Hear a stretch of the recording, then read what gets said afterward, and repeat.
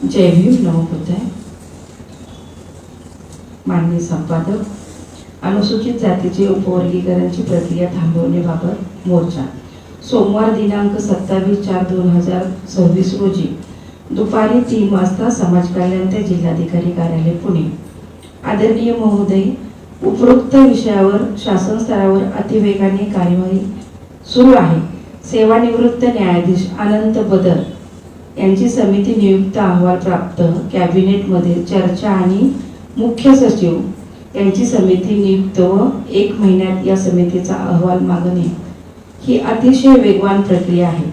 यामागे सरकारचा हेतू स्वच्छ व सामाजिक न्यायाचा दिसत नाही.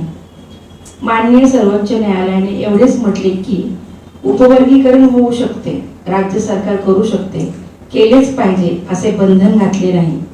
एम्पिरिकल डाटा ज्या आधारे उपवर्गीकरण करायचे तो योग्य असला पाहिजे असेही निर्देश आहे. जनगणना 2027चा डाटा उपलब्ध झाल्यावर याबाबत विचार करावा. तथापि उपवर्गीकरणाला विरोध करताना खालीलप्रमाणे आक्षेप आहे. संविधानाच्या अनुच्छेद 14, 15, 21 व 46 शी सुसंगत ही कारवाई नाही. आक्षेपाचे मुद्दे: उपवर्गीकरणासाठी विरोध आमचा असा आहे त्याच्यामध्ये की सरकारने जे समिती नियुक्त केलेली आहे त्या समितीचा अहवाल सरकारने जाहीर नाही केला, प्रसिद्ध नाही केला व सरकारने हरकती मागितलेल्या आहेत आणि अशा पद्धतीचं करता येत नाही. त्यामुळं आमचं असं म्हणणं आहे की 1900 अहवाल जो आहे ब्रदर समितीचा तो प्रसिद्ध करावा आणि अहवाल प्रसिद्ध झाल्याच्या नंतर हरकती मागवाव्यात. हा एक विषय आहे. दुसरा विषय असा आहे की जनगणना जी आहे 2011ची जनगणना झालेली आहे, तर 2027 पर्यंत थांबवं आणि त्यानंतर तो जो जनगणना झाल्याच्या नंतर मग त्या संदर्भामध्ये सरकारने निर्णय घ्यावा. 75 वर्षामध्ये झाले. त्यांनी प्रामाणिकपणे आणि इमानदारीने कोणत्याही जाती वर्गाचं 100% आरक्षण भरले गेलेलं नाही. त्यामुळे शंका आहे की हे प्रामाणिकपणे आणि इमानदारीने ते आरक्षण राबवू शकतील का नाही. आणि जर एससी मध्ये फूट पडली, विभाजन झालं, तर एक संघता आणि जे काही संविधानिक आहे सेक्शन 14 यानुसार आपल्यामध्ये फूट पडून आपण विभक्त होऊ शकतो. त्याचा धोका आपल्या सर्वांना आहे. अ, ब, क, ड हे वर्गीकरण सरकारचे मागासवर्गीय जे जाती आहेत 59 जातीमध्ये लादलेला आहे असं मी म्हणणार आहे. कारण की जनगणना 2011ला झाली, त्याच्यानंतर झाली नाही. जातीय जनगणना जवळ होत नाही तोवर हे नियम लागू करू नये. आणि असं केलं तर ह्या विषयात सरकारच्या विरोधात तर मोर्चा आता आम्ही काढणारच आहोत, पण नुसता मोर्चा काढून थांबणार नाही. तर जवळ हो निर्णय त्यांचा रद्द होत नाही तोवर आम्ही सर्व रस्त्यावर उतरणार आहोत. हे माझ्या सर्व भगिनींना व माझ्या भावांना आवर्जून सांगणं असेल की बाबासाहेबांनी तुमच्या आमच्यात कधीही अंतर केलेलं नाही, ते आम्हीही करणार नाही.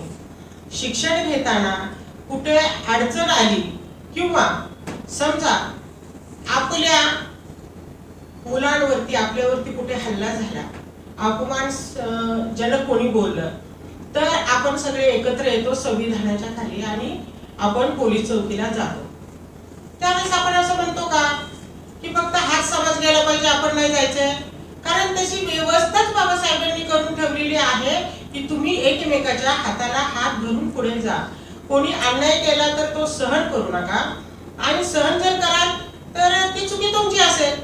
आता शिक्षणाचं म्हणाल तर आम्ही शिक्षण घेतोय, तुम्हीही घ्या, खूप मोठे व्हा, खूप मोठे व्हा, आमच्या हाताला हात धरून पुढे चाला.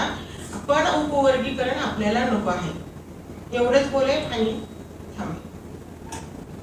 आमचं काय म्हणणं आहे याच्यामध्ये, अनुसूचित जातीचं उपवर्गीकरणाची जी प्रक्रिया आहे ती थांबवण्यात यावी.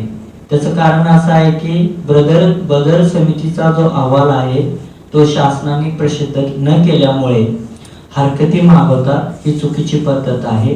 त्यामुळं आम्ही हा मोर्चा घेतलेला आहे. जय भीम. मी सतीश गायकवाड. सोमवार दिनांक 27 एप्रिल 2026 समाज कल्याण ते डॉक्टर बाबासाहेब आंबेडकर जिल्हा अधिकारी कार्यालय पुणे स्टेशन असा मोर्चा आयोजित केलेला आहे.